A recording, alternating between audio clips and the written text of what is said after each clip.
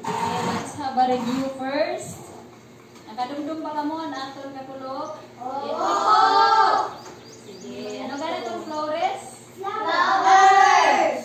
Okay. Sige. Ano itong Flores de Mayo ha English? Flowers of May! Very good. So, flowers of May.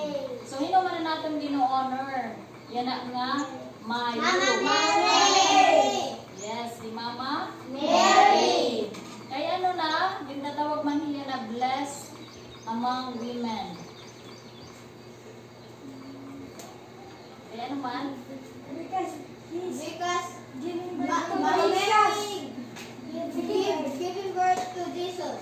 Okay, Mama Mary gave birth to Jesus, or she is the mother of Jesus. So, ang ito ang baton. So, mother of Jesus. So, matanan-tanan nga babae, ni Mama Mary among chosen to be the mother of Jesus. Okay. So, pakulog, ano ganito ang symbol ng flowers?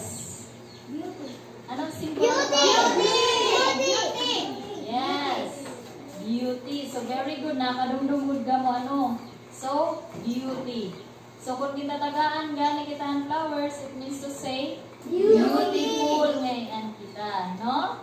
So, pasalamat kita ito. Kaya ano nga May man ang Flores de Mayo?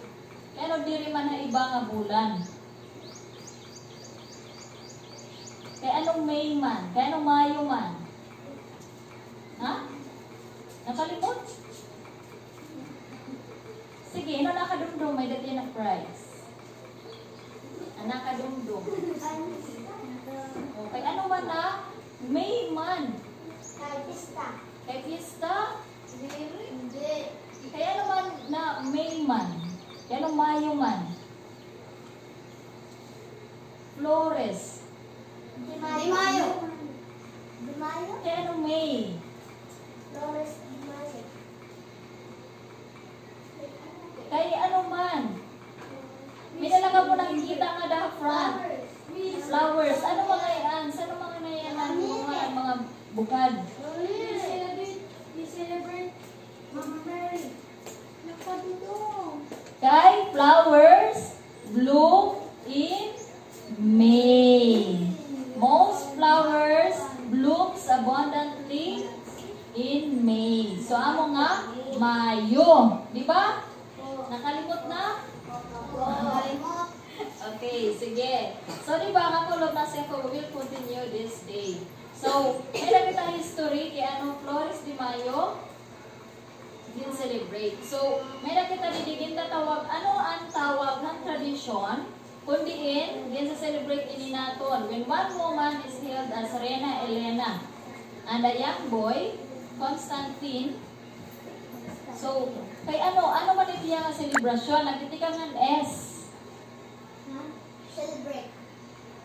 Actually, nahitabo niya at the end of May. So, nakita kami itong mga babae nga naka-attire ng mga mag-upay na gown. So, nagtitikang ng S. Ano yung celebration na Pilipinas?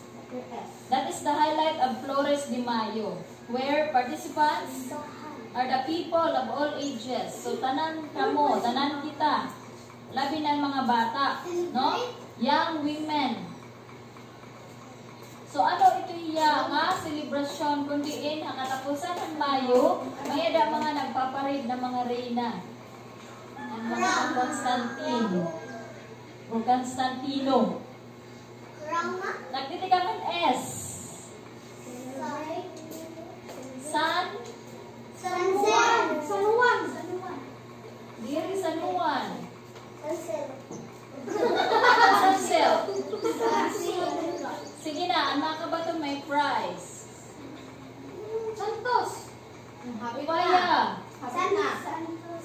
San. Upat ka syllables.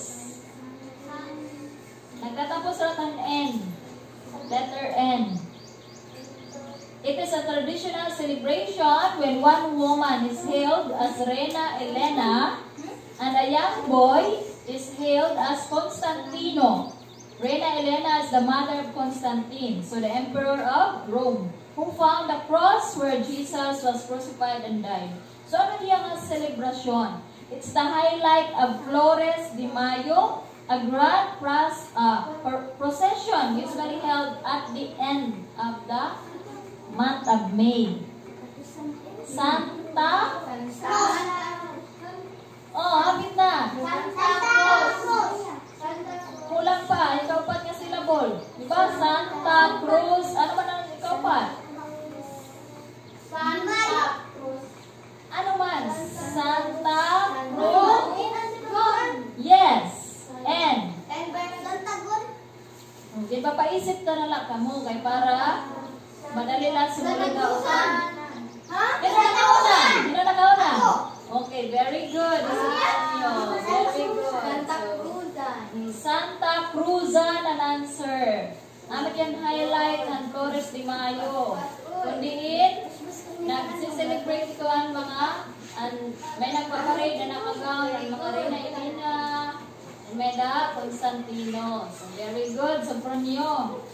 So, may gihapon na baruan. Di ba? Sige. Sige. Review na luwat. Ano kaya itong Flores de Mayo? Okay. Why is Flores de Mayo celebrated? Why gani? Why? To honor ano man? Okay, yung mabalik-balik na ito natin. Dali, tuha nga di. To honor Mary, the mother of Jesus, the mother of God. Okay, so, hindi yan akong ginsirin kanina, ang history. Ino ang mama ni Constantino. Ang ginsirin ko kanina. Ino ang mama ni Constantine or ni Constantino. Ilang na Rina? Rina? Okay, Tisha. Tisha. Very good. Reina Elena. So, ang itong answer. Who found the cross where Jesus was crucified? Reina Elena. Okay, who is the son of Maria Elena? Ito ang anak na lalaki ni Maria Elena. Ito?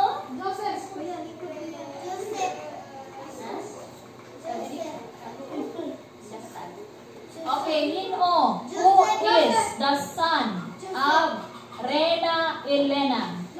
Balik-balik lang. Alaw, Renawati ka Santa Cruz. Ito ang anak na lalaki ni Reina Elena. Who is the son of Maria Elena or Reina Elena? Oh, yan siring pala. Upat gihapon ka syllables.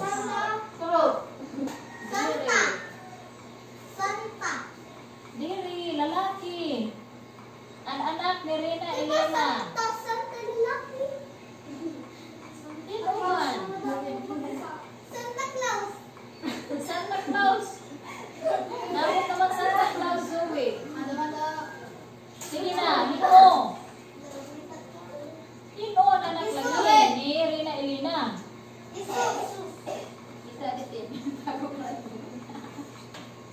Sige. Who is the son of Reina Elena? Sige, ano ang anak ni Reina Elena? Diri. Cons. Ang katigangan, cons. Di ba nagsiring pala ako? Nakalimut dayon lagi, di ba day? Nakalimutan no? Ino ang anak ni Reina Elena?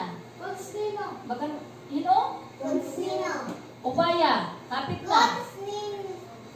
Upaya. Hapit na. Hapit na. Hapit na. Sige, sige. Upaya. Hapit na. Who is the son of Rena Elena Hicons? An English? Pwede English? Pwede Tagalog. Hicons? Upaya. Namakaamo. Hapit na. Ayaw. Sihal. Cons? Upaya. Constant? Constantino. Maray may naka-check. Diba? Constantino or Constantine ha English. Constantine ha English. Constantino ha aton Filipino language. Okay, so ngayon nakitahan aton nagigitan ginin mga letters. Oo, anong mga letters na iyo gin nakariha from? Ave Maria. Okay, Ave Maria. So, ano ba itong Ave? Sige, nung maaram ko na nung Ave. Ave. That is the Latin word for ano man na English. Nasing Ave. Ave. Queen ba? Ave means? Ave means? Oh, an Ave anay nga itong kinuan. Oh, niya na itong Eve. Oh, sige. May naghihapon niya check. Eve. Sige, Eve. Now, Eve. Ave. May na pa another word for Ave. That is, ginawag ito niyo ay English.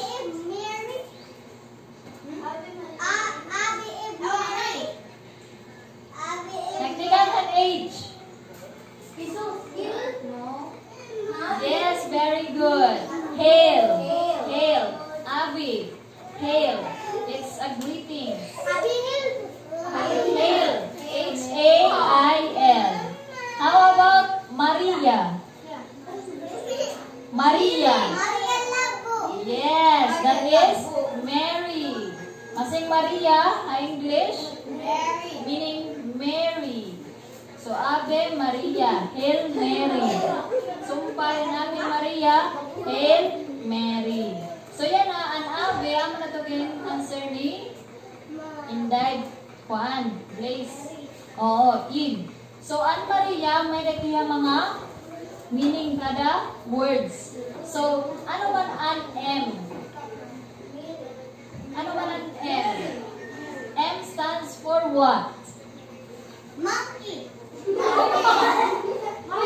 Dapat related kan Mama Mary.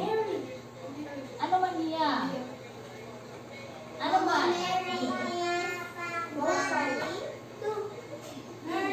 M. Magkiti ka ng M. Sige, ano man ang M? Maria. English. M ang katigangan, then R ang katapusan. Marin. Upaya. Ano man ang M mga Maria?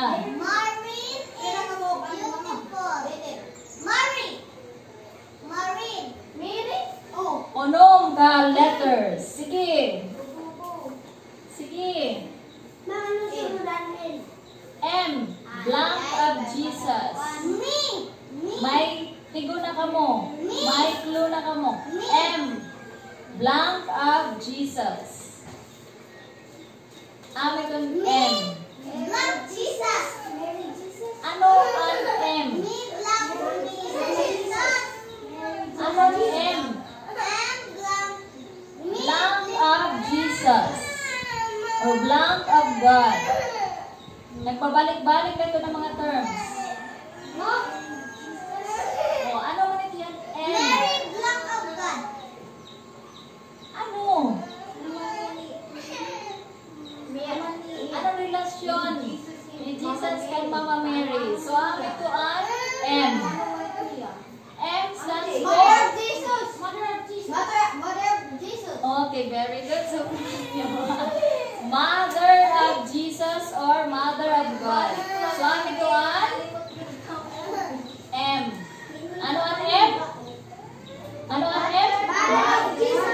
Okay, Mother of Jesus. So, ato ito yung 1, chapter 19, verse 25 to 27. So, ato ito makita niya pagkananay. Andito yung may ilarong ubos sa cross. Diba? Grabe yan niya ginabag na mga kasakit. Kaya Jesus oo, ginaysa man niya cross. So, grabe yan yung feeling bilang mother of Jesus. So, ano ito yan? Mother of Jesus. So, ano ito ang M. Nakasabot na ang M? Okay, sige. So, ano ito yung chapter? Hay niya makitaan? May cross kami ilaro. Ilaro mang cross. O, dito nga sin, ha? Ilaro man ang cross. Diba? Dito ni Mother Mary. Anong ginagawa ni Mother Mary? Grabe ang kasakit. O, sige Zoe, dali. Kaya nakabaton ka Zoe. Sige. So, hay na ito nga book makikitaan. John chapter 10. Ano nga number? Anong verse? John chapter ano man? Sige, chapter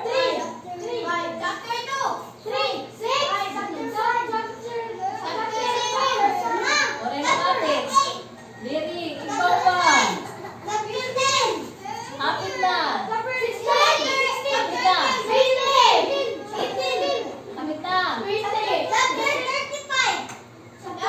Marayon na. Very good. Chapter 19. Verse ano na? Ano man ang verse? Sige.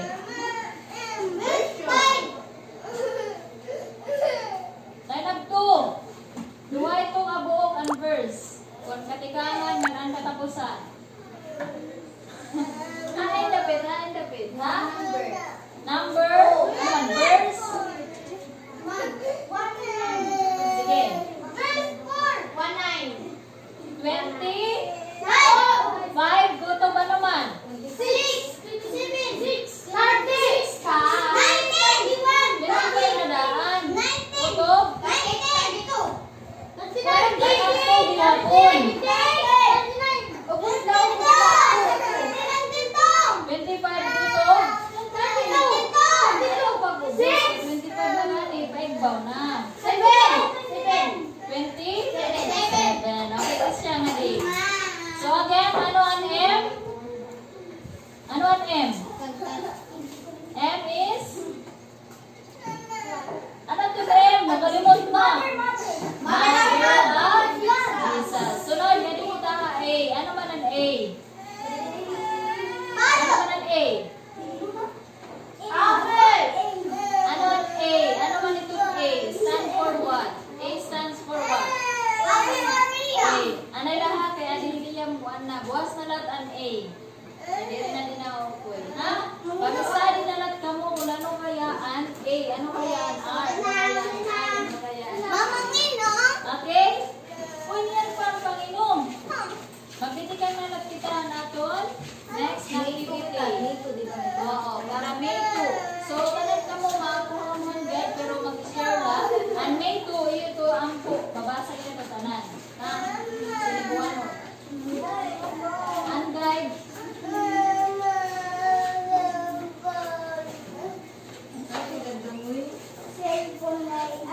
Ano na ko yan? Doon lang basta. Sige, ito basta. Sige, magandang na. Dili man laan na kita. Yan